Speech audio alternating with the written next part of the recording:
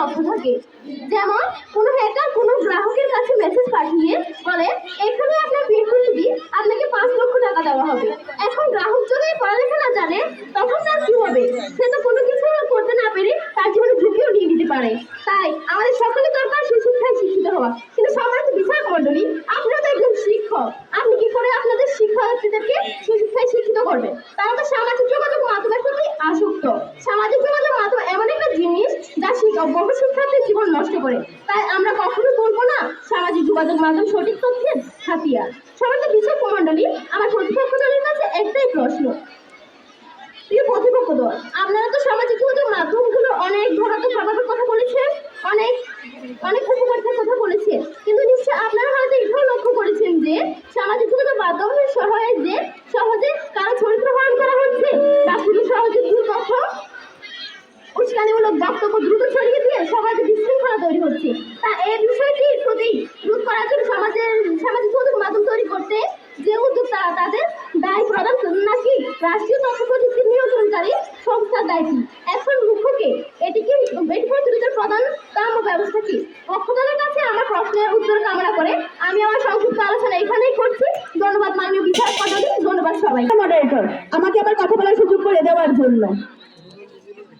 আমার প্রতিপক্ষ দলের দ্বিতীয় উত্তর পরিবর্তে আমি একটা কথাই বলে যেতে চাই, সত্যান্বেষীরা কখনো বিভ্রান্তিতে পড়ে না, যারা সচেতন তারা কখনো বিভ্রান্ত হয় না। আজ আমরা সামাজিক যোগাযোগের ক্ষেত্রে শিক্ষা, স্বাস্থ্য, যোগাযোগ আইনের কঠোর প্রয়োগ, কর্মসংস্থানের সুযোগ সৃষ্টি এই 5টি ক্ষেত্রে দেখিয়ে গিয়েছি। তথ্য প্রকাশের বেশি সামাজিক যোগাযোগ মাধ্যম নির্ভুল তথ্য প্রকাশের বেশি ব্যবহৃত। এটা কি প্রমাণিত হয় না যে সামাজিক যোগাযোগ মাধ্যম ভালো কাজে এবং নির্ভুল তথ্য প্রকাশে বেশি ব্যবহৃত হচ্ছে? এছাড়া কিন্তু বিচারক মন্ডলী, আজ আমার প্রতিপক্ষ দলের বন্ধুরা গোলাপের কাটার দিক দিয়েই দেখছে। গোলাপের যে সৌন্দর্য আছে তারা সেটি দেখছে না। পৃথিবীর কোটি কোটি মানুষ গোলাপের সৌন্দর্যটাকে ব্যবহার করে, গোলাপের কাঁটাকে না। যদি গোলাপের কাঁটাকে ব্যবহার করে তাহলে সেটা প্রত্যাশিত হয় না। মাননীয় মডারেটর, আজ তারা বিভিন্ন ধরনের ভুল তথ্যের কথা বলে গেছে। এই ভুল তথ্যগুলো তৈরি করছে কারা? কিছু সুবিধাবাদী, স্বল্প শিক্ষিত এবং সরকারি কিছু মানুষ, যার উন্নতি হয়ে পড়ছে অতি অল্প সময়ে এবং উন্নতিত হচ্ছে সে সকল সুবিধাবাদী মানুষের পরোক্ষভাবে সমাজের অধিকারী হচ্ছে। এক্ষেত্রে সার্ফ এক্সেলের একটি স্লোগান দিয়ে যেতে চাই আমি, যার থেকে যদি দারুণ কিছু হয় তাহলে তারই ভালো।